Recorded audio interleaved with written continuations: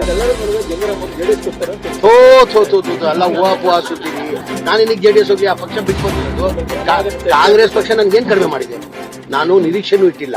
2017 ಕಾಂಗ್ರೆಸ್ ಬಂದೆ ನಾನು. ನನ್ನ 2018 ಸಮ್ಮಿಶ್ರ ಸರ್ಕಾರ, ಅದನ್ನು ಸಮ್ಮಿಶ್ರ ಸರ್ಕಾರದಲ್ಲಿ ಕುಮಾರಸ್ವಾಮಿ ಮುಖ್ಯಮಂತ್ರಿ ಆಗಿದ್ರು. ಅದನ್ನ ನಾನು ಮಂತ್ರಿ ಮಾಡ್ತಾ ಅಂತ ನಾನು ನಿರೀಕ್ಷೆನೂ ಇಟ್ಟಿಲ್ಲ, ಯಾರ್ದೂ ಕೇಳಿಲ್ಲ. ಆ ಟೈಮಲ್ಲೇ ಪಕ್ಷ ನನಗೆ ಮಂತ್ರಿ ಮಾಡ್ಬಿಟ್ಟು 5 ಪೋರ್ಟ್ಫೋಲಿಯೋ ಕೊಟ್ಟಿದ್ದು. ಎಷ್ಟು ಪೋರ್ಟ್ಫೋಲಿಯೋ? 5 ಪೋರ್ಟ್ಫೋಲಿಯೋ. ಇದೇ ಜನತಾದಳದಲ್ಲಿ ನಾನು ಮಂತ್ರಿ ಆಗಿದೆ. ಕುಮಾರಸ್ವಾಮಿ ಮುಖ್ಯಮಂತ್ರಿ ಇರುವಾಗ ನಾನು ಮಂತ್ರಿ ಆಗಿದೆ. ಯಾವ ಖಾತೆ ಕೊಟ್ಟಿದ್ದು ನನಗೆ? ಪಪ್ಪು ಹಜ್ಜು ಕೊಟ್ಟಿದ್ದು. ಕಾಂಗ್ರೆಸ್ ಪಕ್ಷ ನಾನು ನಿರೀಕ್ಷೆ ಇಟ್ಟಿಲ್ಲ. 5 ಖಾತೆ ಕೊಟ್ಟಿದ್ದು ನನಗೆ. Food and civil supply, consumer affairs, minority, ಹಜ್, ವಫ್ ಕೊಟ್ಟಿದ್ರು. ತಿರ್ಗಾ 2023 ನನಗೆ 4 ಖಾತೆ ಕೊಟ್ಟಿದ್ದಾರೆ.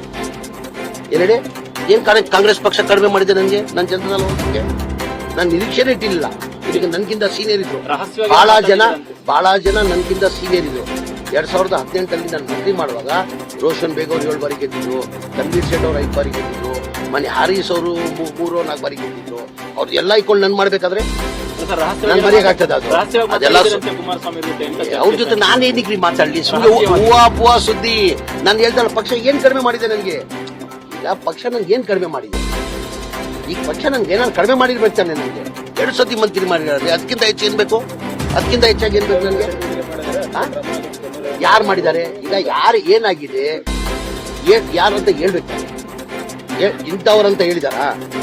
ಯಾರನ್ನ ಇದುವರೆಗೂ ಹಿಂಗಿದ್ರೆ ಹೇಳ್ಬೇಕು ತಾನೆ. ಅವ್ರ ಪಕ್ಷದ ನಿಷ್ಠೆ ಇದ್ರೆ, ಪಕ್ಷದ ಬಗ್ಗೆ ಅಭಿಮಾನ ಇದ್ರೆ ಅವ್ರಿಗೆ, ಅವ್ರು ಇಂಥವ್ರು ಮಾಡಿದಂತ ಹೇಳಿ. ಸುಮ್ಗೆ ಗೋಡೆ ಮೇಲೆ ದೀಪ ಇಟ್ಟು ನಾವೇನ್